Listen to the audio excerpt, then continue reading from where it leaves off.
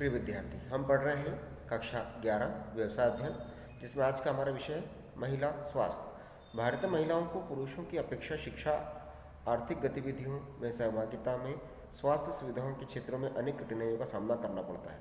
देश में शिशु लिंग अनुपात, बालिका भ्रूण हत्या की बढ़ती घटनाओं के कारण बीच में भारी गिरावट आई थी, लेकिन शासन द्वारा कठोर नियम बनाने और बेटी बचाओ अभियान के कारण यह अनुपात सुधरा है ना।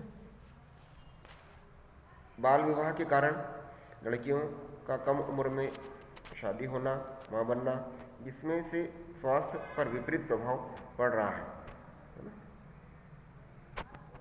50% से ज़्यादा महिलाएं खून की कमी, इन रक्त अल्पता के से पीड़ित रहती हैं, क्योंकि उन्हें पौष्टिक आहार की प्राप्ति नहीं हो पाती। चिकित्सा की भारतीय प्रणाली,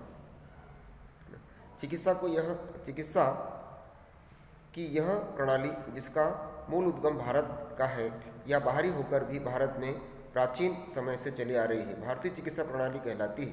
भारतीय चिकित्सा प्रणाली में उपचार हेतु अलग अलग 6 व्यवस्थाएं प्रचलित रही हैं। इन प्रणालियों को इन्हें अंग्रेजी नामों से पुकारा जाता है और आयुष के नाम से जाना जाता है, जिसमें प्राचीन परंपराएं भी हैं। भारत में स्वास्थ्य क्षेत्र में चुनौतियाँ है ना। भारत में स्वास्थ्य एक आवश्यक सार्वजनिक सुविधा और बुनियादी सुविधा मानवाधिकार है।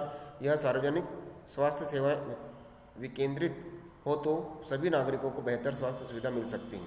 इसमें पहला पॉइंट, भारत में सार्वजनिक स्वास्थ्य पर किया गया व्यय अन्य देशों की तुलना में बहुत कम है। सार्वजनिक स्वास्थ्य सेवाओं का स्तर आज भी उचित प्रमाण से कम है। आज भी सार्वजनिक स्वास्थ्य सेवाएं सामान्य जनता तक नहीं पहुंच पाती। दूसरा, देश में डॉक्टर्स एवं नर्सों की कमी है। डॉक्टर एवं नर्सेस तथा हॉस्पिटल में बिस्तरों का अनुपात आज भी न्यूनतम अनुपात में है। तीसरा, आउटडोर एवं इंडोर चिकित्सा सुविधा एवं चिकित्सा उपकरणों की अपर्याप्त उपलब्धता है। आवश्यक ड्रग्स एवं दवाइयाँ आज भी पर्याप्त मात्रा में उपलब्ध नहीं हैं। देश में चिकित्सा एवं दंत चिकित्सा महाविद्यालयों का विस्तार संतोषप्रद नहीं है। 5th नंबर है, चिकित्सा शोध पर व्यय की जाने वाली राशि अत्यंत कम है।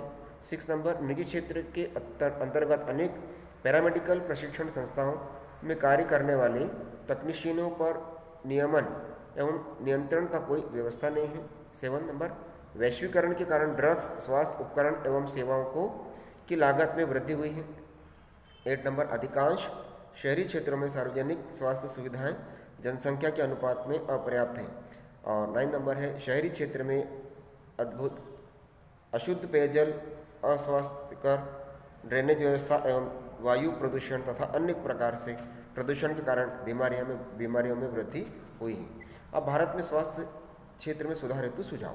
पहला पॉइंट, सार्वजनिक स्वास्थ्य विनियोग पर केंद्रीय सरकार महत्वपूर्ण भूमिका अदा कर सकती है। अतः जीडीपी का लगभग 8% व्यय स्वास्थ्य क्षेत्र पर किया जाना चाहिए। केंद्रीय सरकार का हिस्सा सार्वजनिक सेवाओं पर बढ़ाए जाने की आवश्यकता है।